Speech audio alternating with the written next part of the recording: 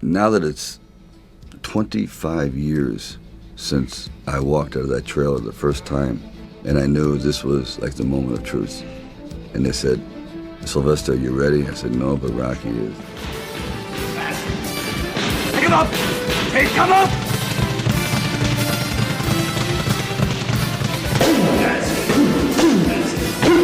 Yeah. Speed, speed! Things were not looking very, very good. I had like $106 in the bank. I had to go out and try to sell my dog because it was either do that or he just was not going to be very well fed around the house. My $40 car had just blown up, so I was taking a bus to work. I used to sit in this little apartment, and I'd go out with my big pen and legal pad and just start writing these stories. And there was something about the process of unrealized dreams. I was always brought back to this subject because I think it's one of the most enduring subjects and one of the most difficult passages for people to accept that they never were realized in their own lifetime, that they just didn't get that shot. That festered in my mind for quite a while, and then I went to see Muhammad Ali fight Chuck Wepner. And what I saw was pretty extraordinary. I saw a man they called the Bayonne Bleeder who didn't have a chance at all against, the greatest fighting machine that ever lived. For one brief moment, this stumblebum turned out to be magnificent in the fact that he lasted and knocked the champion down. Left. Oh, a vicious shot to the rib of Muhammad Ali, and what a surprise! I said, boy, if this isn't a metaphor for life. His entire life crystallized at that moment. He will be remembered for all eternity as he did something extraordinary. I said, now that is probably what I need as a catalyst for an idea. A man who's going to stand up to life and take one shot and maybe go the distance. So I started to write. And 3 days later, I came up with the script of Rocky. Now, the script by no means was a finished piece of material, but it was done. I first met Bob Chardoff and Irwin Winkler, and I believe I was there on a casting call. I guess I really wasn't right for the acting part, and on the way out, I said, I'd do a little bit of writing. He goes, really? He says, yeah, I'm writing this story, and I might do something about boxing. Well, he says, well, bring it around. And I thought, if I hadn't stopped on the way out, if they didn't say, come on back, I wouldn't be sitting here. When I brought the script to them, they were fairly enthusiastic about it. The one thing they were not enthusiastic about was me playing the part. Ryan O'Neal was a candidate, Burt Reynolds, Robert Redford, Jimmy Caan, and they all were at the top of their game.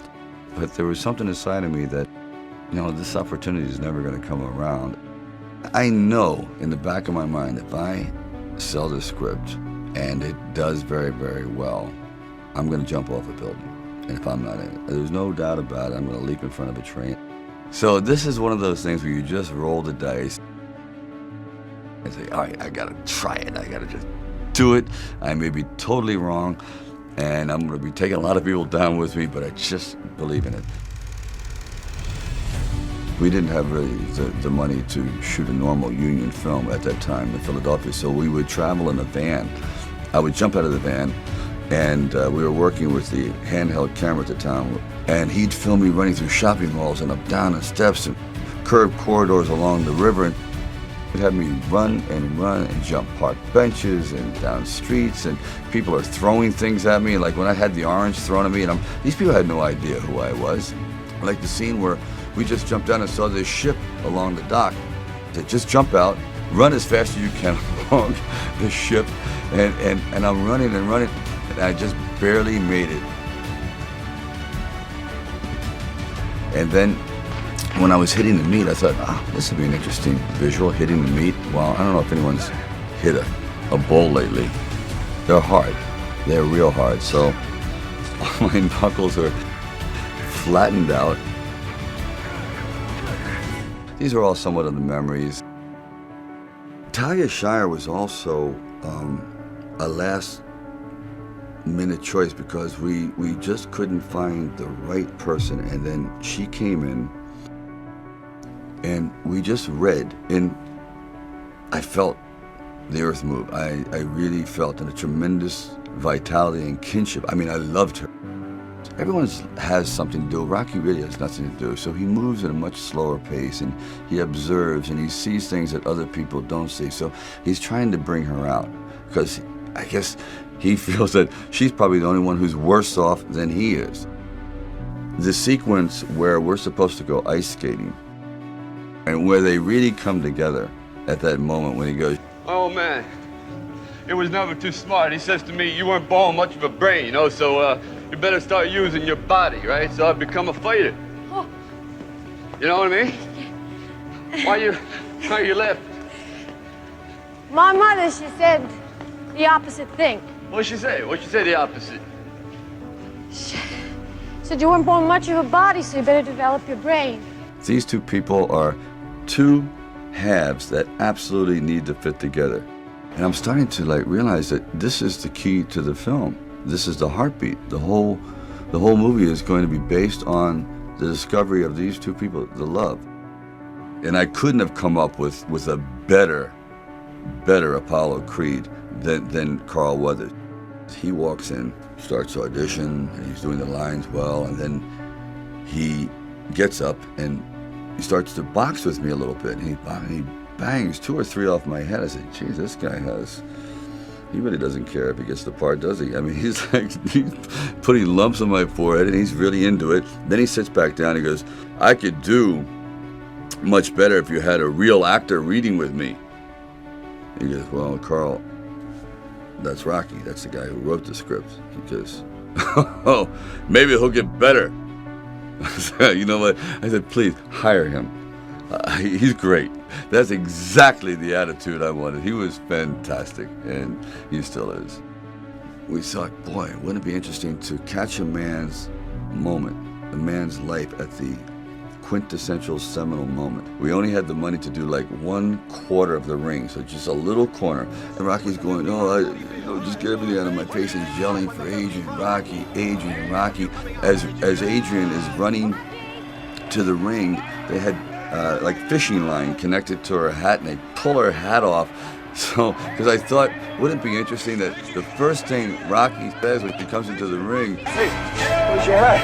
I love you! He doesn't care that his eyes are swollen shut, his hands are smashed, and that he's done the greatest thing in his life. Visuals working, the sound is working, so they're all coming together at this absolute peak, and right there, we froze, right on the single frame when he is looking elated, and he has her in his arms, and it's just this look of ecstasy. And I said, there it is. How we all hit this absolute maximum of elation and celebration. And, that can only be sustained for just a moment in time. Can you imagine how great it would be just to freeze on that moment? And that's how we froze Rocky.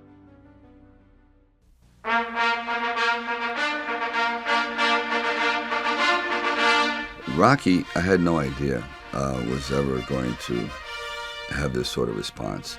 And I was starting to get, phone calls from very, very celebrated people around town. I said, wow, this could be it. This actually is going to work. Rocky never expected to win. Never. He knew it. He was that much of a realist. And I admired the character for that, because so often I had gone to sporting films. Yes, we're going to go out there, we're going to knock him out, you're going to win. I said, no, because I'm not going to win. I'm going to get destroyed. But if I can still be standing on my feet, you know what? Then life isn't so bad.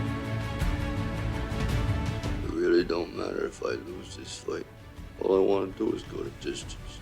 And if I can go that distance, seeing that bell rings and I'm still standing, I want to know for the first time in my life that I weren't just another bum from the neighborhood. At the very end of our lives, if we can still say, we were never humbled, we were knocked down, but we got up, and I can say, I lived life with integrity, and I took all the blows, and I still prevailed. I think that's a good epitaph for anyone, and that's what I tried to capture in this film.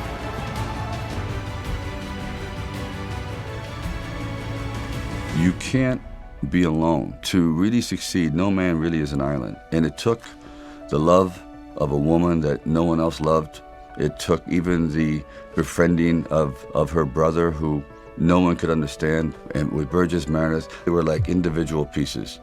But together they made a whole entity, a whole person. And I think, personally speaking, that's happened to me too. When you find the right components in your life, the right people that gel with you, then you feel as though you're invincible. It may be a fallacy, but you at least feel as though you can take all that life has to dish out. There could be an Oscar nomination, awards for Rocky. Does that get into your thoughts at all? No, I don't think that's going to happen. I just don't think. I don't think that out of nowhere, who is this person? And then all of a sudden bestow an award on him. And it would be an amazing end to an Odyssey if it did. And the winner is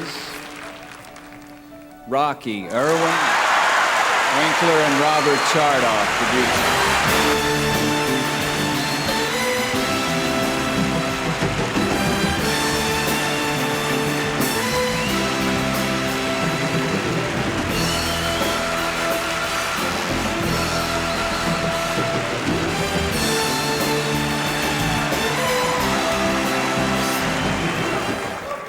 Sylvester Stallone, I'd like to thank you for sharing your dream of Rocky with us and for giving a performance that has enriched all our lives.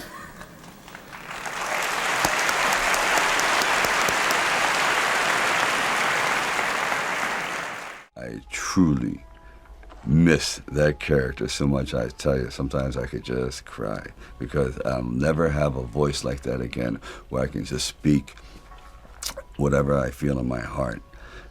That's the one thing I'll always cherish about that character, because if I say it, you won't believe it. But when Rocky said it, it was the truth.